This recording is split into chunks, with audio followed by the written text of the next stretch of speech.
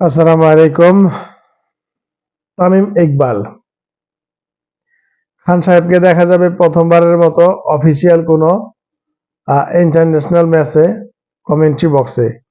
তিনি বিপিএল এর সময়ও কমেন্ট্রি করেছেন এবং বাংলাদেশের সাথে লাস্ট যে সিরিজটা হয়েছে সেখানেও তিনি কমেন্ট্রি করেছেন। তবে তিনি সেখানে কমেন্ট্রি করেছেন নিজের শখের বশবর্তী হয়ে।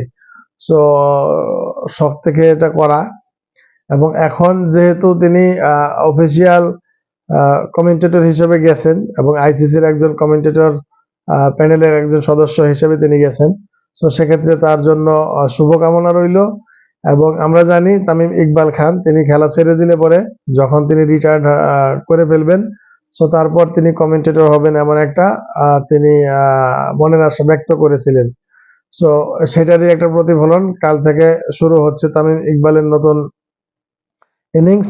এবং সেই ইনিংসে তিনি টপ অর্ডারে ব্যাটিং করতে নামবেন না, কিন্তু তিনি ম্যাচের শুরু থেকেই থাকবেন কমেন্ট্রি বক্সে। এবং আমাদের একজন খুবই জনপ্রিয় একজন ধারাভাষ্যকার এবং জনপ্রিয় একজন মানুষ, খুবই একজন ভদ্র মানুষ, তিনি হচ্ছেন আতহার আলী খান। তিনিও থাকবেন কমেন্ট্রি বক্সে। সো কমেন্ট্রি বক্সে এদের কমেন্ট্রি আমরা সবাই উপভোগ করব। এমনিতে আতহার আলী খান আসলে আমার প্রিয় কমেন্টেটরস এর একজন, এবং তারপর এখন আবার যোগ হলো তামিম ইকবাল। সো এমনি এক্সাইটেড আমরা কালকের ম্যাচ নিয়ে, এবং শুধু মাঠ না, মাঠের বাইরেও আমরা বিভিন্ন জায়গায় আসলে ফোকাস থাকবে এই ম্যাচের প্রতি। কমেন্ট্রি বক্সে বলেন, মাঠে বলেন, খেলায় বলেন, সব দিকে আসলে একটা সুন্দর একটা পরিস্থিতি থাকবে। সো আশা করতেছি কমেন্ট্রি বক্সে বসে যারা কমেন্ট্রি করবেন তারাও বাংলাদেশকে নিয়ে গর্বের সাথে কমেন্ট্রি করতে পারবেন। বাংলাদেশ আমাদেরকে নিরাশ করবে না, এবং ভারতের সাথে বিশেষ করে যদি বাংলাদেশ আগে ব্যাটিং করে তাহলে অবশ্যই অবশ্যই সেক্ষেত্রে জাসপ্রীত বুমরা এবং সিরাজ এই দুইজনকে খুবই সমীহ করে খেলতে হবে। কারণ আমরা জানি জাসপ্রীত বুমরা খুবই ডেঞ্জারাস একজন বোলার।